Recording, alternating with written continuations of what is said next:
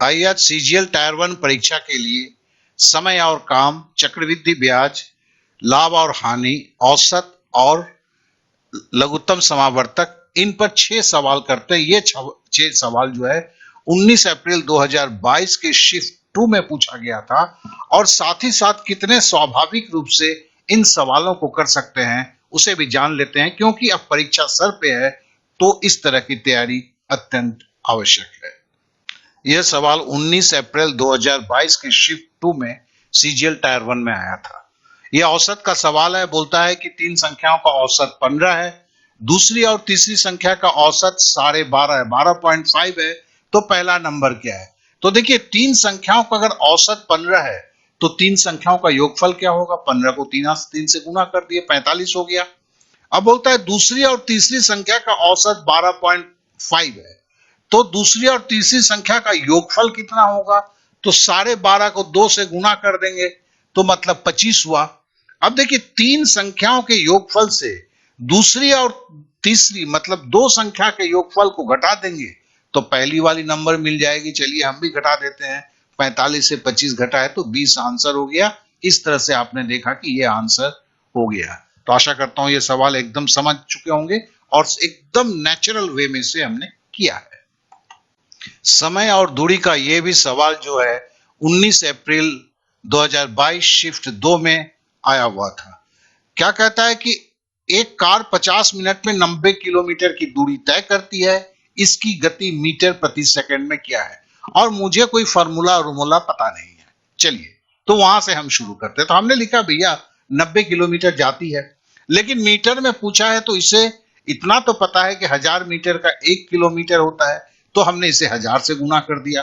अब देखिए किलोमीटर ये मीटर में चेंज हो गया। अब बोलता है 50 मिनट में जाती है, हमको तो प्रति सेकंड में चाहिए, तो 50 से भाग दे देंगे तो 1 मिनट का हिसाब निकल जाएगा ना।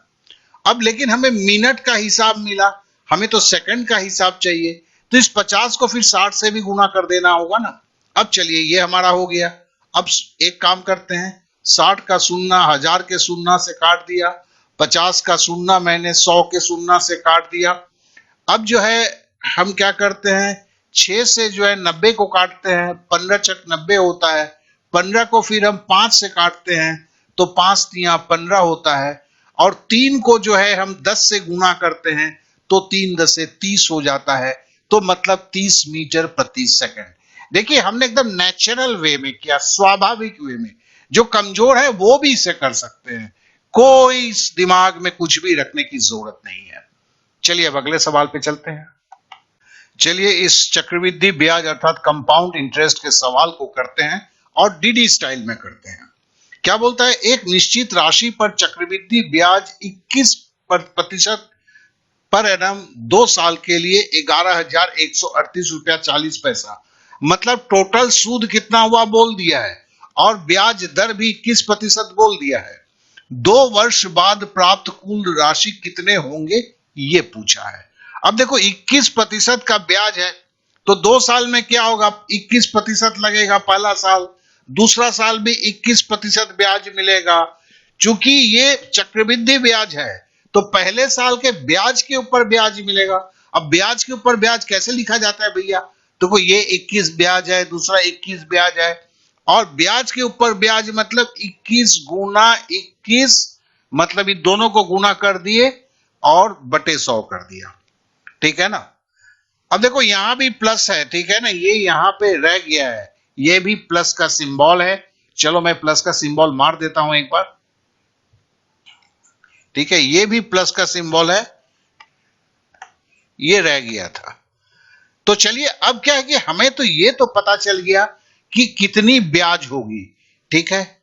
अब लेकिन हमारे पास एक सवाल आता है कि इससे हम बिना कुछ मैथ किए हुए कौन सा तरीका लगाएं। तो जरा हम देखते हैं, 21 को 21 से गुना करते हैं तो क्या होता है, पहले 21 प्लस 21 तो जोड़ के 42 लिख दिया, ये तो मामला सलटा दिया।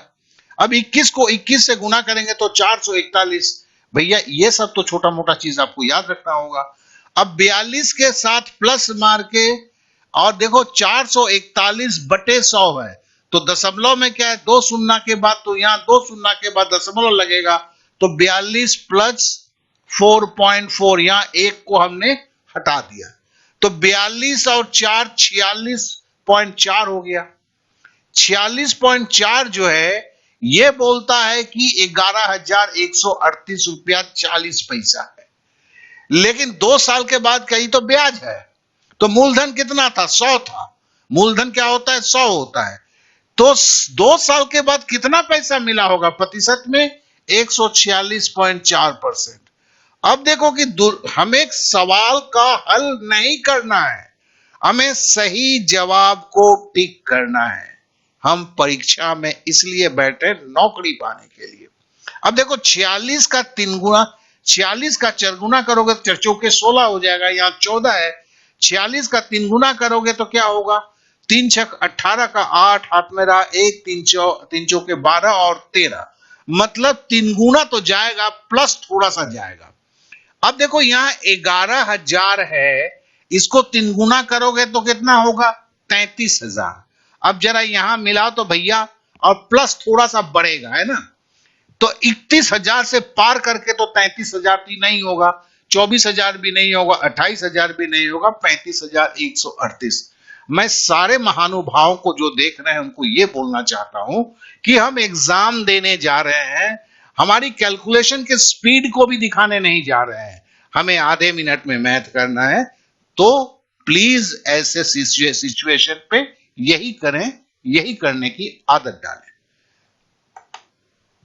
यह सवाल भी 19 अप्रैल को सीजीएल टायर 1 में 2022 के शिफ्ट 2 में आया था।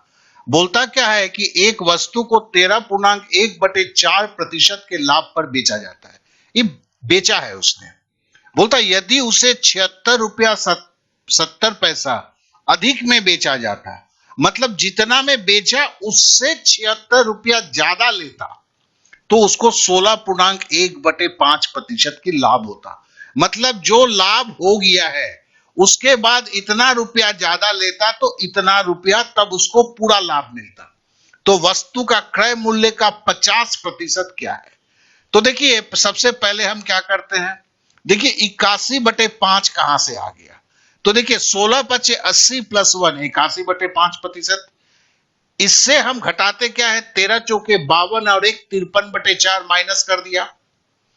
तो यही बोला है ना, 76 रुपया 70 पैसा लीजिएगा तो आपको इसके जगह पे इतना मिलेगा, मतलब इतना प्रतिशत ज्यादा मिलेगा। तो ई बराबर जो हो गया 76 रुपया 70 पैसा। अब फटाफट इसका करते हैं। तो देखिए ये 5 से गया, 4 से गुना करते हैं, 80 चौके 320 और 4 एकम 4, या सीधा गुना कर दी, 4 एकम 4, 4 × 32 और 5 से इसको गुना कीजिए, 5 दिया 15, 50 25 1 26 बराबर हो गया 76 रुपया 70 पैसा। घटाएंगे तो 59/20% बराबर जो है। अब देखिए यहां पे 10 कहां से आ गया? ये 10 को हटा दिया, 767/10 आ गया। अब हमको करना क्या है? हमको वस्तु का क्रय मूल्य निकालना है। क्रय मूल्य कितना होता है? 100% होता है, ध्यान में रखिएगा। तो हमको क्या करना है? हमको पहले 100% करना है, ठीक है ना? 59/20 नहीं। तो क्या करेंगे हम? देखिए हमने क्या किया, इसको तो उतार दिया। अब 20 ये उल्टा हो जाएगा, 20 यहां पे गुना हो गया तो 767। देखो ये 59/20 था, ये 20/59 हो गया। 20 ऊपर चला गया, 59 नीचे चला गया, पक्षांतर ट्रांसपोज पड़े हुए थे ना। अब ये 100% है, लेकिन हमको क्रय मूल्य का 50% मांग रहा है। तो हमने गुना, अच्छा हमको 100% करना था ना, 100% करना था तो हमने 100 से गुना किया, ठीक है ना? यहां जब ले गए तो यहां तो प्रतिशत बचा था, 100% करने के लिए फिर 100 से गुना किया। अब बोलता है कि इसका आधा करना है। अच्छा काट रहे हैं पहले, चलिए ठीक काट देते हैं। 0 से 0 काट दिया। अब देखिए 59 जो है 59 से कटता है 767, ठीक है ना? ये हमने काट के देखा है, ये 13 बार जाएगा, ठीक है? आप भी काट के देख लीजिएगा।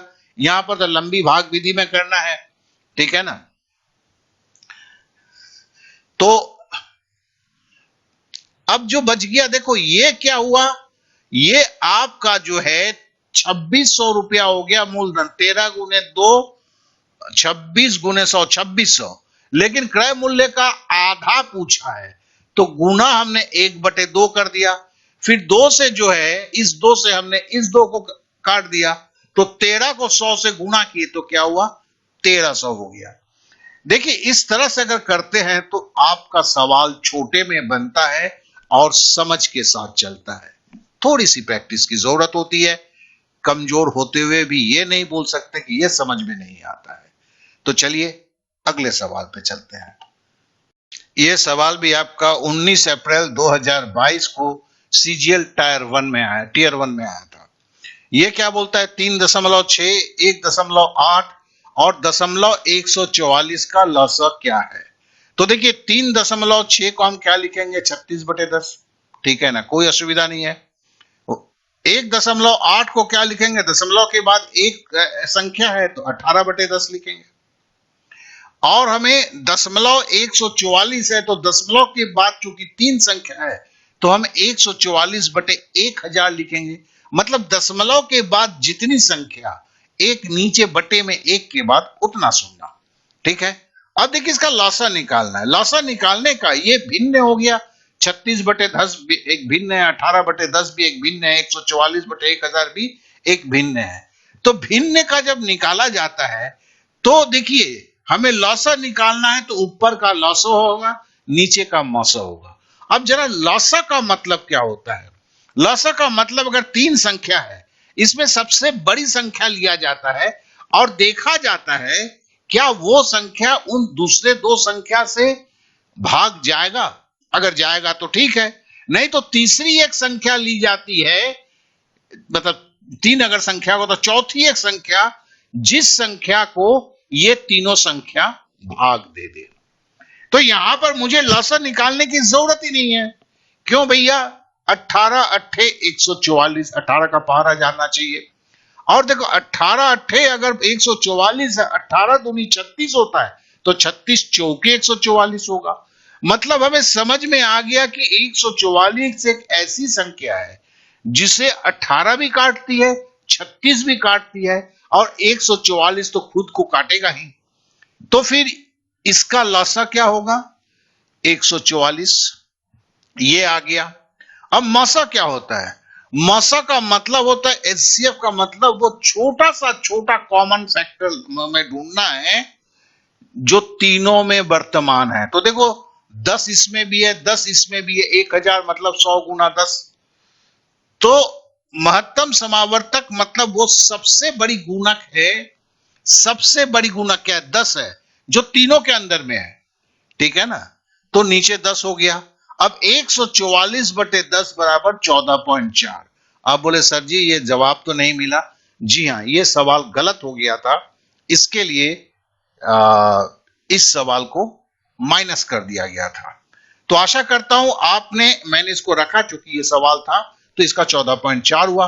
और आशा करता हूं आपने भिन्न का लसा निकालना सीखा।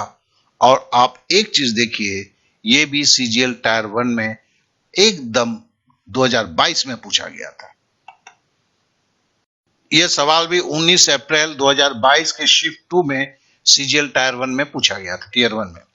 अब देखो एक्स वाई और जेड एक कार्य को क्रमशः 46 दिन, 92 दिन और 23 दिन में पूरा कर सकते हैं।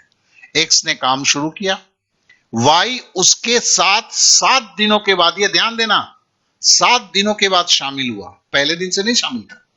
यदि जेड ने शुरू से 8 दिन के बाद, मतलब 7 दिन के बाद 8वां दिन में जेड आया तो वाई ने कितने दिनों तक कार्य किया।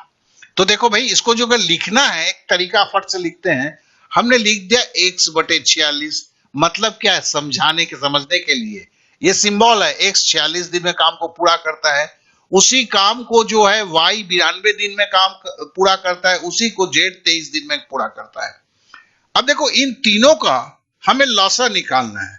अभी हमने बोला कि लसा अगर 3 संख्या का है तो हमें वैसी संख्या, पहले सबसे पहले बड़ी संख्या को देख लेते हैं एग्जाम के दिशे कि उससे दोनों संख्या कटती है कि नहीं।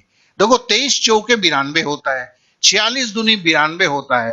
तो निस्संदेह हम कोई लासा नहीं निकालेंगे, हम निस्संदेह लिख देंगे कि ये 92। और ये 92 क्या 3 जन का काम है, लॉसा विधि में निकालते हैं तो तीनों के जो पूरे काम पूरा करने का दिन का लॉसा होता है वही आपका काम होता है। तो हम पकड़ लेते हैं टोटल वर्क, अरे काम था तो कुछ था ना, 92 ईंटा को उठा के लाना था। चलिए, तो एक्स क्या करता था, हर दिन 46 दिन में 92 ईंटा उठा के घर पे लाता था, ठीक है ना, दूर घर के दूर से था, तो 46 को 92 से भागा देंगे तो मतलब एक्स जो है पर पीडी मतलब पर डे 2 यूनिट काम करता था, वाई जो है मतलब 2 ईंटा उठा के लाता था। हम ऐसे सोचते हैं, वाई जो है 92 दिन में 92 काम करता था, मतलब एक दिन में एक काम करता था, काम क्या था, ईंटा उठा के लाना। अच्छा, जेड जो है 92 यूनिट काम करता था 23 दिन में, मतलब एक दिन में क्या 4 यूनिट काम करता था, मतलब एक दिन में 4 ईंटा उठाता था। अब देखो काम शुरू हुआ, काम कितना था 92 ईंटा, अब तीनों मिल जाता है, कहता है कि हम लोग तीनों मिलकर कर लेंगे।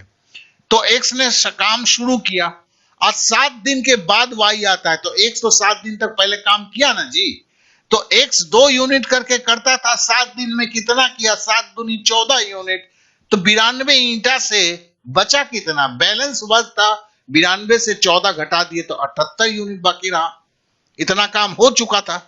अब वाई आता है, वाई जो है एक्स और वाई मिलके कितना काम करता है, तो x 2 यूनिट काम करता है, y 1 यूनिट काम करता है, दोनों मिलके 3 यूनिट काम करता है और एक दिन ही काम करता है। काहे कि 7 दिन के बाद x आता है और z 8वां दिन आता है, तो 7 दिन 8 दिन के बाद आता है, तो 8वां दिन जो है x और y एक साथ काम करता है, तो उस दिन 3 यूनिट काम होता है, तो 78 में से हम 3 यूनिट और घटा दिए तो बच गया कितना, 75 यूनिट।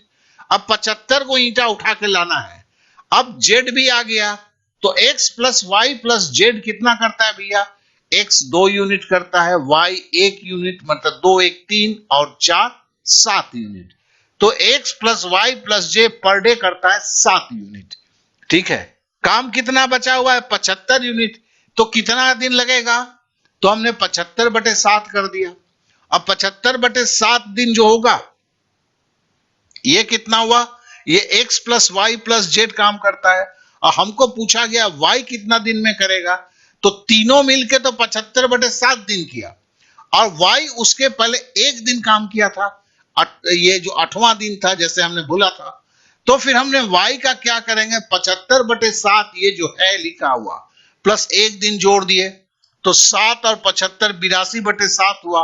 अब 82/7 को पूर्णांक में लिखेंगे 11.5/7 और 11.5/7, इस तरह आंसर हो गया। जी हां, यह सवाल जो थोड़ा सा लेंदी था, ऐसे सवाल को आप इससे छोटा में करना किया जा सकता है, लेकिन समझने में थोड़ी प्रॉब्लम होती है, तो भी मैं आगे करके दिखाऊंगा, यह भी एकदम 2 लाइन में हो जाता है। तो अब इस अंत में मैं यही बोलूंगा कि इस 50 साल तक पढ़ाने के अनुभव से कि आप सीजीएल टायर 1 को ये जो अब बचे हुए दिन है उसमें भी आप कर सकते हैं। हाँ, जो लोग यहां तक पहुंचे होंगे वही मेरी मैसेज को मिलेगा उन्हें।